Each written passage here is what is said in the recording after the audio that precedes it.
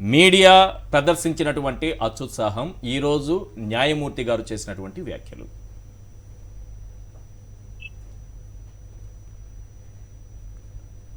మనం చూస్తే అండి మొదటి నుంచి చెప్తూనే ఉన్నాము, ఉదయం నుంచి పళ్ళు తోముకోకుండా కూర్చొని ఏదో విధంగా వైఎస్ఆర్సీపీ ప్రభుత్వాన్ని, ఆంధ్రప్రదేశ్ ప్రభుత్వాన్ని ఇరకాటం పెట్టించడం కోసమే వాళ్ళ ఎల్లో మీడియా ఛానల్స్ చేస్తున్నారు. దానికి మీరు చెప్పిన శ్లోకానికి అనుగుణంగా చాలా అతిగా చేస్తూ వాళ్ళు ముందుకు వచ్చి జడ్జిల్ని కూడా ప్రభావితం చేసేలాగా, అసలు మీరు అరెస్ట్ చెయ్యండి, బెయిల్ ఇస్తే కనుక మీరు చాలా తప్పు చేస్తున్నారు అనే ఒక సంఘర్షణకి లోనయ్యేటట్టుగా జడ్జి గారిని ప్రభావితం చేసే విధంగా చేయబోతున్నా కానివ్వండి.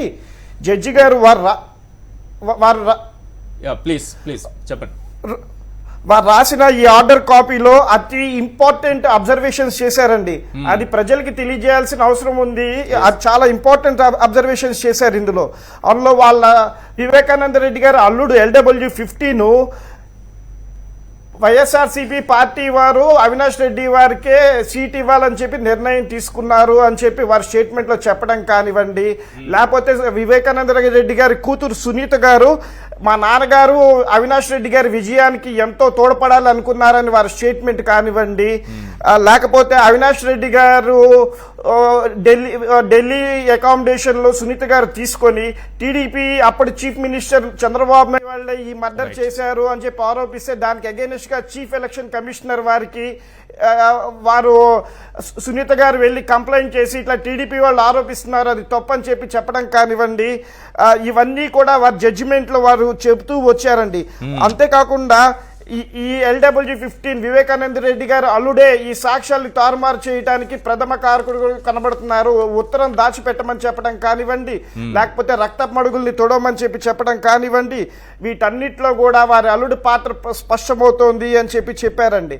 ఇంకా మరో ముఖ్యమైన విషయం ఏంటంటే అండి, అప్రూవర్ గారు చెప్పిన బట్టి చూస్తే డాక్యుమెంట్స్, బెంగళూరుకు సంబంధించిన డాక్యుమెంట్స్ తీసుకున్నారా లేదా అని అతి శ్రద్ధ చూపించారు. అక్యూజ్డ్ 1 to 4 అని చెప్పారు.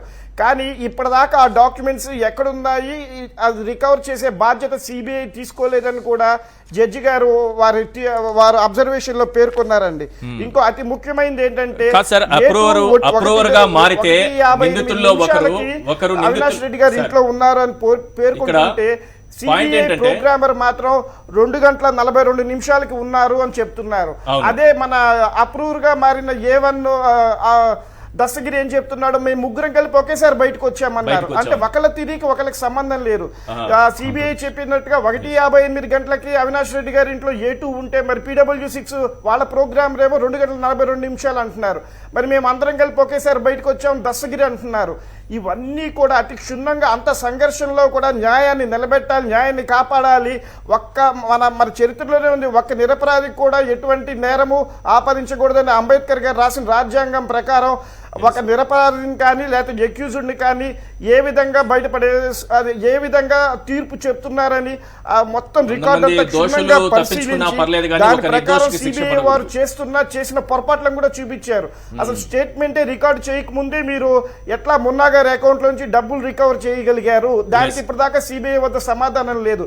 మళ్ళీ A1 ఇంటి దగ్గర బ్లాక్ బొలెరోలో 3 వ్యక్తులు ఉన్నారు. అసలు ఆ వ్యక్తులు ఎవరు, ఆ బ్లాక్ బొలెరోలో ఉన్నది ఎవరు, దానికి సంబంధించిన డాక్యుమెంట్లు తీసుకొని ఎవరికి ఇచ్చారు ఏంటి, ఇవన్నీ కూడా సిబిఐ వారు ఎక్కడా కూడా చెప్పట్లేదు.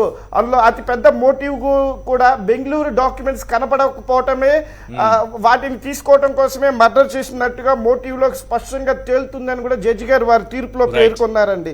ఇవన్నీ చేస్తూ ముఖ్యంగా ఇంకోటి కూడా చెప్పారు, A1 కి చనిపోయిన వారికి A5 కి మధ్య ఘర్షణ తప్ప పిటిషనర్ గారు ఎక్కడా ఇన్వాల్వ్ అయినట్టుగా లేరు, ఇదంతా కూడా వాళ్ళ భ్రమల్లో తప్ప ఎక్కడా వాస్తవాల్లో కనబడట్లేదు అని ఆ తీర్పులో అతి చక్కగా రాసుకుంటూ వచ్చారండి.